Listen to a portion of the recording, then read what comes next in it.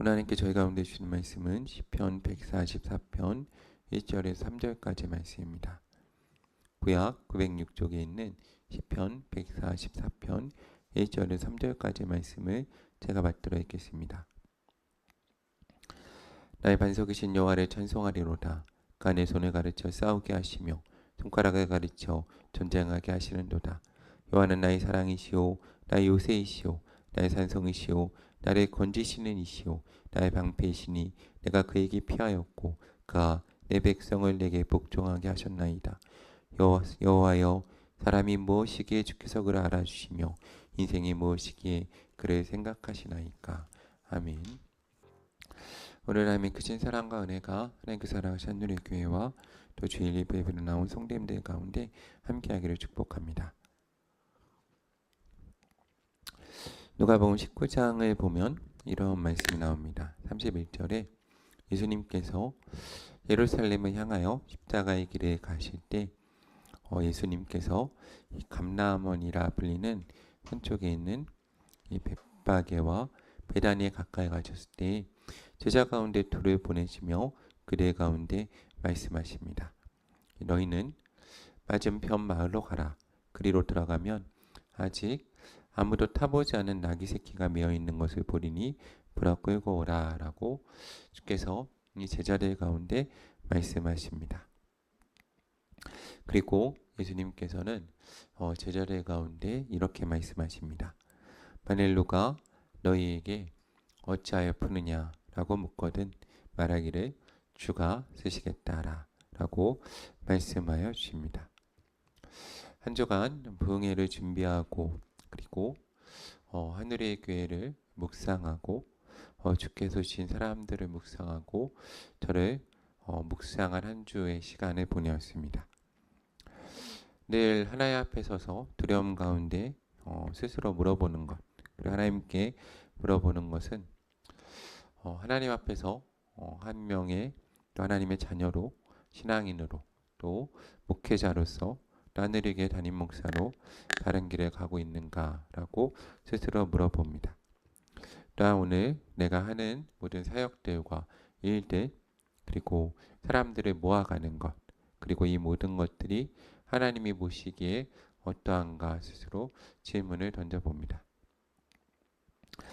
이번 주 가운데 그러한 질문을 던지고 하나님 앞에 섰을 때 사람들이 그리고 또 내 마음 가운데 계속해서 던져지는 질문은 이것이었습니다. 어찌하여 푸느냐? 그때 주께서 제 가운데 허락하신 말씀은 주가 쓰시겠다라는 말씀이었습니다.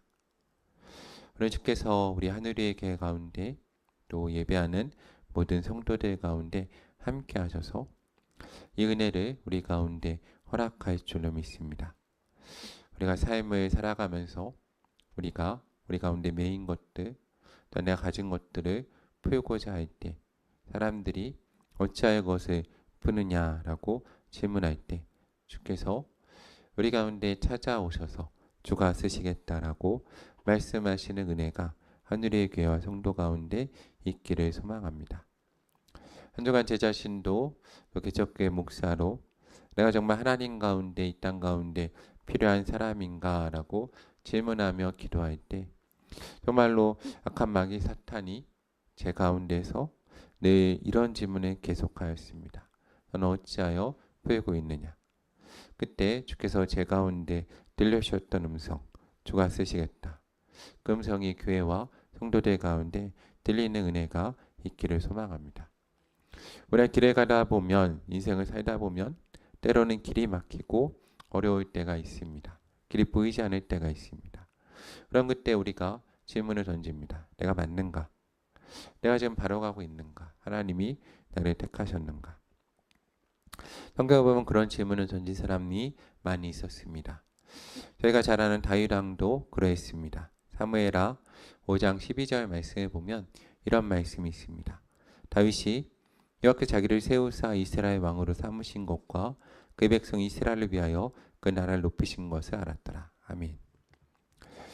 또는 목회자의 삶을 살고 또 교회를 개척하면서 이 사무엘하 5장 12절 말씀을 읽으면서 처음에는 다윗을 많이 부러워했습니다. 왜냐하면 다윗 중심에 확신이 있었기 때문입니다. 하나님께서 자신을 세우신 것을 깨달아 아는 은혜가 있었습니다. 저도 이러한 은혜가 내 가운데 허락되었으면 좋겠다. 그래서 내 가는 길에 대한 확신을 늘 가지었으면 좋겠다라는 생각을 많이 했습니다.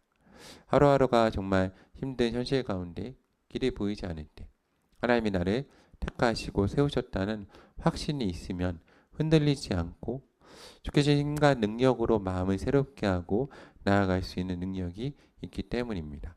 그런데 계속해서 사무엘상 5장 12절 말씀, 사무엘하 5장 12절 말씀을 읽고 묵상할수록 깨닫게 되는 것은 다윗도 이것을 깨달은 시점이 그 인생에 있어서 상당히 많은 시간을 지난 다음이라는 겁니다. 다윗도 사무엘이 그의 기름 부으심을 허락할 때에도 그리고 하나님의 능력으로 골리앗을 이길 때에도 그리고 사울에게 쫓겨다니면서도 그리고 사울의 죽음 직후에서 이스라엘 왕이 되고서도 하나님이 자기를 세우신 것에 대한 확신을 가지지 못하였기 때문에 그 모든 일이 지난 다음에 하나님께서 그에게 은혜를 베푸셔서 이 확신을 가졌다라는 것을 우리가 성경을 묵상하며 살펴볼 수 있습니다. 다윗도 현재 사무엘을 통해서 기름 부으심을 받았을 때 사울 왕 앞에서 찬양을 드리며 악기가 쫓겨갈 때 양떼를 지키며 사자와 곰을 치면서 그 양을 찾아올 때에도 골리앗을 쓰러뜨리며 이스라엘 승리를 가지고 올 때에도 사울 왕에 쫓기는 가운데에서도 하나님이 그의 목숨을 살려주실 때에도 심지어 왕이 되고 나서 그 나라를 다스릴 때에도 그는 확신하지 못하였다는 것을 이 말씀을 통해서 깨달을 수 있었습니다. 그런데 그것이 저희 가운데 은혜가 되는 것입니다. 왜냐하면 다윗도 그러하였듯이 저희도 흔들리는 존재이기 때문입니다. 인간이라는 존재는 원래 흔들리고 참 어려운 존재입니다. 그래서 오늘 시편 144편에서 다윗은 이렇게 찬양을 합니다. 나의 반석이신 여호와를 찬송하리로다. 그가 내 손을 가르쳐 싸우게 하시며 손가락을 가르쳐 전쟁하게 하시는도다.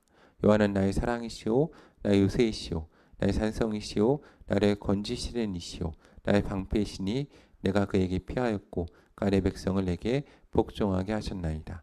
아멘. 저는 오늘 말씀 우리가 읽은 말씀이 우리 가운데 이중적인 의미를 가지고 있다라고 생각합니다. 한 가지는 나와 함께 하시는 여호와 하나님을 찬양하는 것입니다.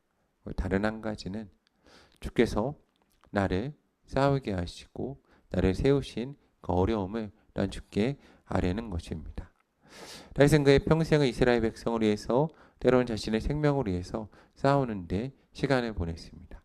다윗에게 이 순간들이 매번 목숨을 걸어야 되는 순간이었을 것입니다. 매 순간 두려웠을 것이고 생명을 거는 일이 쉽지 않았을 것입니다. 그 가운데 그 모든 시간을 지내면서 고백과 간구가 함께 있는 기도인 것입니다. 여호와 하나님은 나의 사랑이시며 나의 의세이시며 나의 산성이시며 나를 건지시는 이시며 나의 방패이시니 내가 그에게 피하고 그가 내 백성을 내게 복종하게 하셨나이다. 그러니까 오늘 이 기도는 다윗의 평생을 통해서 하나님께서 나를 보호하셨다는 기도와 그리고 앞으로도 하나님께서 나와 함께 하시기를 간구하는 두 가지 이중적인 의미를 가진 간구입니다. 그 가운데 다윗의 삶에 있어서 인생에 있어서의 어려움이 참 잘 들어있는 기도다라고 생각을 합니다. 그리고 다윗은 이렇게 고백을 합니다. 여호와여 사람이 무엇이기에 주께서 그를 알아주시며 인생이 무엇이기에 그를 생각하시나이까. 아멘. 저는 다윗의 이 고백을 들으면서 늘 두 가지 생각 가운데 씨름을 합니다. 첫 번째는 전능하신 하나님께서 이 벌레만도 못한 인간을 바라보시고 알아주시고 그를 생각하신다는 은혜에 있어서의 감사의 찬양입니다. 두 번째 묵상하는 것은 이것입니다. 하나님이 우리를 생각하시고 알아주시는 기쁨과 감사가 있다는 겁니다. 그런데 인간이기 때문에 주께서 우리를 생각하시고 알아주시기 때문에, 하나님께서 우리와 동행하여 주시기 때문에 겪게 되는 어려움도 또한 있다는 것입니다. 크신 하나님께서 나를 택하셨지만 전능하신 하나님 우편에 우리 하나님 곁에 서는 것만으로도 우리 인생이 때로는 쉽지 않다라는 것입니다. 근데 그럼에도 불구하고 우리가 주를 의지해야 되는 것은 시편 144편에 이어지는 다윗의 고백과 같이 사람은 헛것 같고 그의 날은 지나가는 그림자 같기 때문입니다. 하나님이 우리와 함께 하시지 않으면, 주께서 나를 사용하여 주시지 않으면, 그리고 하나님이 나를 택하여 주시지 않으면, 주가 쓰시겠다라고 말씀하시지 않으면 우리 인생이 아무런 의미가 없기 때문입니다. 마치 우리는 아무도 기억 못하는 그냥 길가에 메어 있는 나귀와 같은 존재이기 때문입니다. 주께서 우리 가운데 오셔서 아무도 기억 못하는 우리를 택하시고 주가 쓰시겠다 할 때 우리 인생 가운데 참된 의미가 생기고 우리가 삶을 확신함으로 한 걸음 한 걸음 걸어갈 수 있기 때문에 우리 오늘 어려워도 하나님이 우리를 기억하여 주시고 나를 알아주시기를 간구하면서 주 앞에 나아가고 있는 것입니다. 그리고 감사한 것은 주께서 우리와 함께 하시고 우리를 기억하여 주시고 그 기도를 응답하여 주시는 은혜가 있는 것입니다. 다윗과 같이 내가 베들레헴 정말로 그 시골에서 양을 치는 자라 하여도 하나님 믿고 의지하면서 주께 나를 기억하여 주시기를 간구하면 주께 나를 기억하여 주시고 응답하여 주시고 존귀하게 영화롭게 하여 주시는 은혜가 우리 가운데 있다는 것이 우리 가운데 참된 복임 것입니다. 그래서 우리가 주 가운데 이렇게 고백하는 것입니다. 여호와여, 사람이 무엇이기에 주께서 그를 알아주시며 인생이 무엇이기에 그를 생각하시나이까.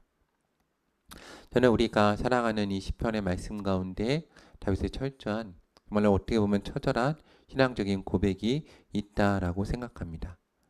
베들레헴 시골에서 양떼를 치던 자에게서, 그리고 그 가운데서 이스라엘 왕이 된 다윗에게 왜 너인가? 하나님이 왜 너를 택하였는가? 라는 그 질문 가운데 다윗 하나님께서 대답하여 주시기를 원했던 것입니다. 주가 쓰시겠다. 주가 나를 쓰심으로 나를 택하셨다는 그 음성을 대답하여 주시기를 간구하는 기도를 드리고 있는 것입니다. 그리고 오늘 은혜는 하나님께서 바로 그 다윗을 기억하여 주시고 택하여 주시고 오늘 사람들이 잊어버린 바 된 것 같은 상황 가운데도 다윗을 붙들으신 은혜가 그 가운데 있는 것입니다. 창세기 40장 23절에 보면 이러한 말씀이 나옵니다. 요셉이 자신의 부모와 형제들을 상징하는 해와 달과 별들과 열한 이삭이 자신에게 절하는 꿈을 꾸고 그리고 그 꿈을 형제들에게 말한 후에 미움을 삽니다. 그리고 형제들은 그를 미워하면서 아버지의 심부름으로 온 이삭을 보면 이 요셉을 보면서 이렇게 말합니다. 꿈꾸는 자가 오는도다. 그리고 형제들이 말합니다. 이제 우리가 그를 죽여 한 구덩이에 던지고 우리가 말하기를 악한 짐승이 그를 잡아먹었다 하자. 그의 꿈이 어떻게 되는지 우리가 볼 것이다 라고 이야기합니다. 우리 형제들은 요셉을 구덩이에 던지고 죽이는 대신에 그 형제 유다의 말을 청종하여서 그를 미디안 상인 가운데 팔아버립니다. 요셉은 애굽의 보디베아 장군의 집에 갈려가서 가정 총무가 되었고 그리고 아내의 유혹을 물리쳤다는 이유로 누명을 쓰고 감옥에 갇히게 됩니다. 근데 요셉은 그 가운데서도 하나님을 원망하지 않고 최선을 다하는 삶을 살아서 성경을 보면 간수장에게 은혜를 받았다라고 성경은 기록을 합니다. 그리고 하나님께서 그를 감옥에서 형통하게 하셨다라고 말하고 있습니다. 성경이 이렇게 기록을 하지만 저는 요셉의 삶에서 요셉이 참 쉽지 않았을 것이다 생각을 합니다. 왜냐하면 그의 꿈과 상관없이 그는 점점 세상에서 잊혀져 가는 존재로 어떻게 보면 없어져 가는 존재로 있었기 때문일 것입니다. 마치 길에 묶인 나귀처럼 아무도 돌보지 않는 그런 사람이 됐을 것입니다. 그런데 그때 한 가지 일어납니다. 바로 이 그 감옥에 바로 왕 가운데 떡 맡은 관원장과 술 맡은 관원장이 옥에 갇히는 일을 합니다. 그리고 그들이 한날 같은 꿈을 꾸었는데 징조가 있었다라고 이야기합니다. 그리고 성경은 그들이 꿈을 해석하지 못하여 괴로워할 때 요셉이 그들의 꿈을 해석하여 주고 요셉의 말대로 이 떡 맡은 간원장은 죽임을 당하고 술 맡은 간원장은 그 전직을 복직하여서 바로의 손에 잔을 받들어 드렸다라고 이야기합니다. 저는 이 성경을 읽으면 이때 얼마나 요셉이 간절하게 그리고 얼마나 기대하였을까 생각해 봅니다. 그러니까 얼마나 억울하게 옥에 갇혔습니까? 그래서 그도 그렇게 하나님만을 의지했던 그도 술 맡은 간원장을 붙들고 꿈을 해석하여 주면서 당신이 복직되면 나를 기억하여서 내가 이곳에 억울하게 갇힌 것을 간청해 달라라고 이야기합니다. 그런데 성경을 보면 이 술 맡은 간원장이 요셉을 기억하지 못하고 잊었다라고 기록되어 있습니다. 그리고 만 2년이란 시간이 지났다라고 기록하고 있습니다.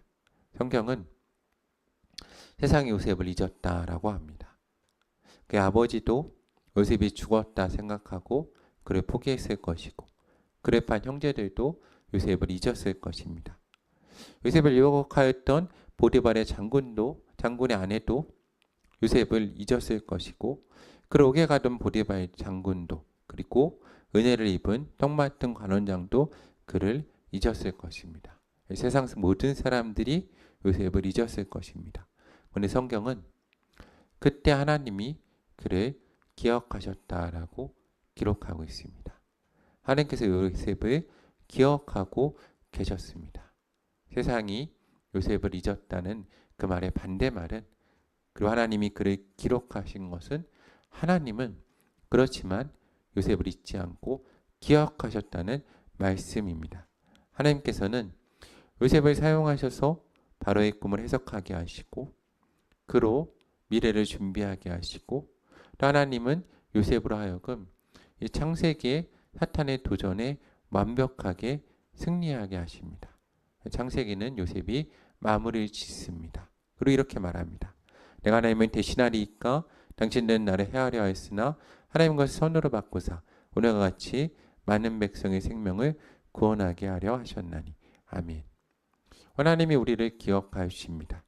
하나님은 이사야 49장 15절에서 16절을 통해서 우리 가운데 이렇게 말씀하십니다.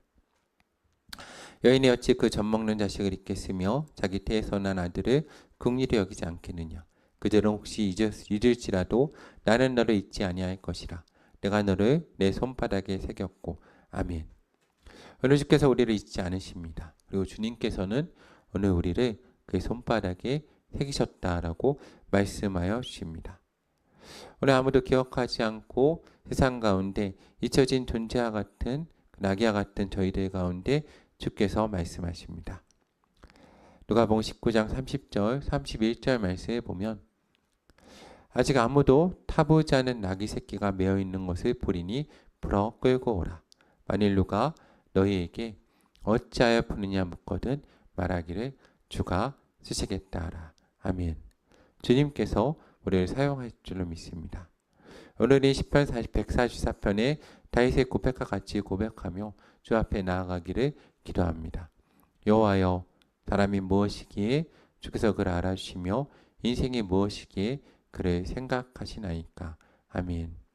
오늘 주의 기억하심과 부르심 앞에 감격하는 저희들 가운데 주께서 말씀하십니다. 아가서 2장 10절 말씀입니다. 나의 사랑하는 자가 내게 말하여 이르기를 나의 사랑 내 예쁜 자야 일어나서 함께 가자. 주님의 그 기억하심과 부르심 앞에서 아멘으로 응답하며 주와 동행하는 그 길 가운데 주가 서시겠다 할 때 나귀와 같이 순종하여 나아가 주 예수 그리스도를 등 가운데 얻고 오늘 우리가 세상 가운데 나아가 하나님의 이름을 높일 수 있는 귀한 성도가 되기를 사랑하는 주님의 이름으로 간권합니다.